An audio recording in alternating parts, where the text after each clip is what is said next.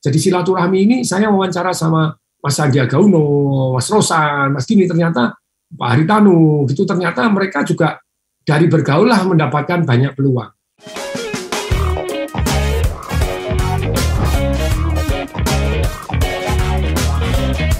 Anda sering dong mendengarkan pepatah atau kalimat bijak yang mengatakan kalau malu bertanya sesat di jalan ya. Nah, tetapi kita harus bertanya kepada orang yang tepat. Pernah nggak Anda merasakan Anda nanya sama orang yang nggak tepat, jawabannya juga sekenanya atau bahkan mungkin bikin kita jadi kesasar. Selamat pagi Smart Listener dan juga sahabat yang bergabung. Anda tengah menyimak Smart Business Talk. Saya sudah bersama-sama dengan mbahnya dahsyat. Selamat pagi Patung. Ya, selamat pagi yang dahsyat Mbak Ola. Selamat pagi Smart Listener seluruh jagat raya yang saya cintai. Sehat, bugar, luar, dalam begitu ya Patung ya. Dan malam, oh yes baby. Oh yes baby. Nah, Smart Listener, ini yang saya paling suka banget ya kalau bertanya kepada Pak Tung tuh kita nanya apa aja tuh dijawab gitu. Tapi harus siap-siap. Kalau seandainya kita salah, terus kemudian kalau misalkan dibilang, kamu kok tololnya kok kepanjangan itu ya mesti siap juga gitu ya. Ini bukan mau ngatain, tapi justru mau membuat kita tuh bangun, ayo bangun-bangun gitu ya.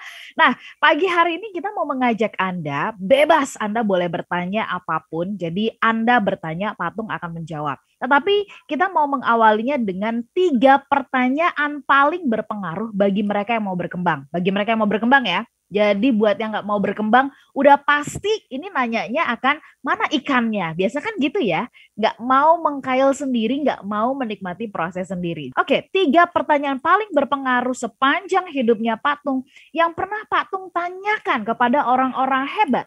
Orang-orang sukses yang saya tahu banget, Pak Tung tuh paling seneng banget belajar dan berguru ya sama orang-orang. Pokoknya gimana caranya saya bisa ngomong langsung, nanya langsung, dapat jawaban langsung. Boleh yang pertama nih, Pak Tung, dari pengalamannya Bapak, apa pertanyaan pertama yang dulu pernah Bapak tanyakan kepada orang-orang hebat? Silakan Pak Tung. Kalau dulu saya tanya, kalau saya adik Bapak, kalau misalnya cukup, kalau jaraknya agak jauh, saya akan, kalau saya anaknya Bapak, anaknya Ibu gitu ya. Nasihatnya apa kira-kira supaya saya bisa jadi seperti Bapak dan Ibu? Nah itu pertanyaan saya pertama seperti itu. Dan biasanya jawabannya masih basa-basi. Oh ya harus semangat, oh ya harus rajin seperti ini.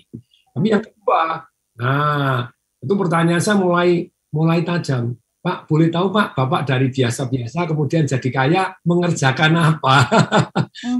Jawabannya nggak nyeletuk juga, nyebelin gitu loh ya. Mohon maaf Pak Tung ya, saya dari kecil sudah kaya. Jadi tidak pernah miskin, dan tidak pernah biasa-biasa.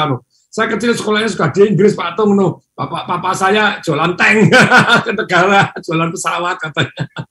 Ya pernah dijawab gitu ya, seru-seru juga. Terus, tapi dari situ saya dapat ilmu-ilmu yang luar biasa. Dia dari biasa jadi kaya mengerjakan apa. Kemudian yang ketiga, saya tanya dong, kalau boleh tahu Pak, kalau Bapak dulu belum bilioner, your first billion itu dari mana? Itu pertanyaan saya yang ketiga. Oh bahkan keempatnya ada nih. Kalau Bapak tidak bisa meninggalkan apapun, hanya meninggalkan sekumpulan pesan kepada anak-anak Bapak tentang ilmu mencari uang atau mengelola uang, kira-kira nasihatnya apa? Nah ini biasanya 4 pertanyaan yang saya tanya. Dari situ berkembang luar biasa gitu ya. Oke. Pak Tung, ketika Bapak menanyakan, ini yang kita mulai dari yang pertama, kok bisa sih jadi orang kaya? Kok ya walaupun ada yang menjawabnya ya saya udah dari kecil ya, ayah saya jualan tank gitu. Itu nyebelin sih ya. Sementara ayah kita mungkin jualannya tapi apa pelajarannya yang Bapak dapat gitu tentang proses ya? Artinya benang merah dari yang mereka lewati, mereka jalani begitu. Apa sih proses yang mereka lewati dan itu Pak Tung praktekkan begitu? Pelajaran proses. Ada hal yang detail ya, contohnya Mas gini, kalau secara umum jawabannya itu akhirnya saya paham bahwa orang-orang yang sukses itu mereka punya 2 perbedaan saja dibanding yang tidak sukses. Bukan urusan sekolah, tidak ada hubungannya, bukan lulusan mana, tidak ada hubungannya, bukan nilai sekolah, tidak ada hubungannya, orang tuanya kaya, miskin, tidak ada hubungannya. Loh, Pak, ada nggak anaknya yang kaya terus kemudian jadi miskin banyak gitu ya? Jadi kadang kaya itu bisa menjadi berkat, bisa jadi kutukan gitu ya. Jadi maksudnya jadi berkat itu karena orang tuanya kaya, makanya dia jauh lebih kaya jadi berkat. Karena dia dapat peluang untuk belajar ini, bisa modal, punya usaha, punya kenalan, jadi berkat. Tapi bisa kadang kaya itu jadi kutukan juga, maunya jadi kutukan karena kaya, hidupnya anaknya jadi santai-santai, jadi ya sudah, tidak mau berkembang, jadi makanya ada yang bilang kalau kekayaan tidak tahan 3 generasi.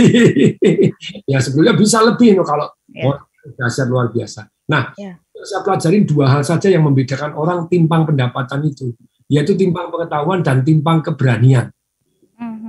Jadi, dengan saya tanya, Bapak dari miskin jadi kaya, saya jadi tahu tentang peluang-peluang. Oh, kalau gitu itu namanya peluang toh.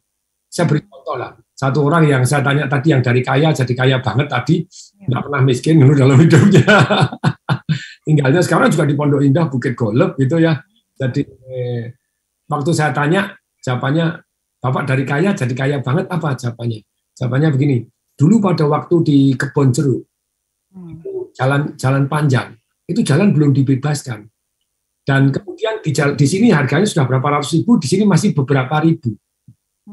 Padahal jalannya sudah ada begini, sini ada jalan, tapi sini belum terbebaskan. Nah kalau zaman Pak Harto, gampang, mesti bebasnya.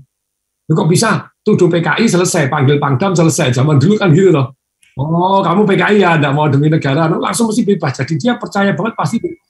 Hari ini zaman Jokowi juga pasti bebas, enggak usah dituduh PKI lah, diganti untung gitu ya. Jadi makanya petani dapat duit 18 miliar, 14 miliar, tapi tidak diajarkan kecerdasan keuangan, terima duit 3 bulan tinggal 50 juta.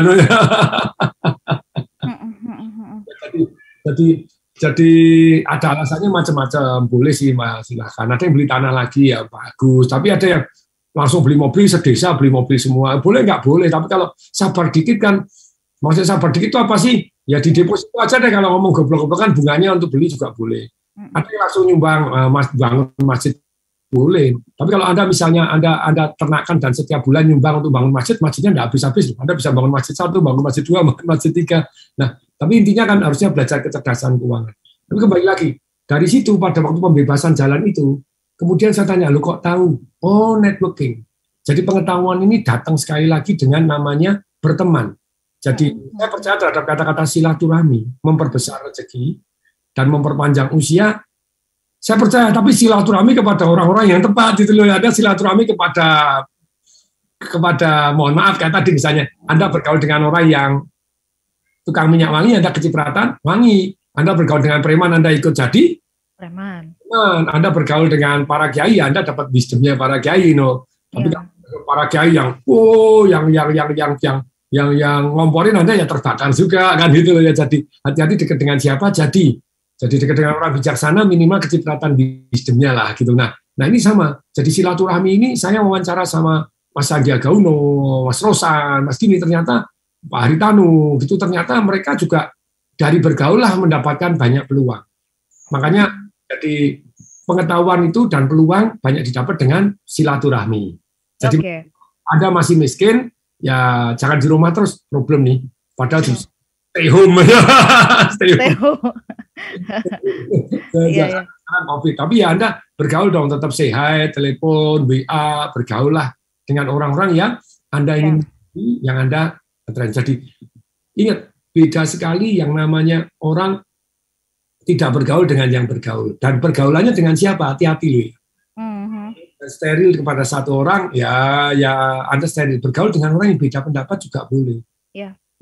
Namanya tabayun kan gitu loh ya. Iya, oke.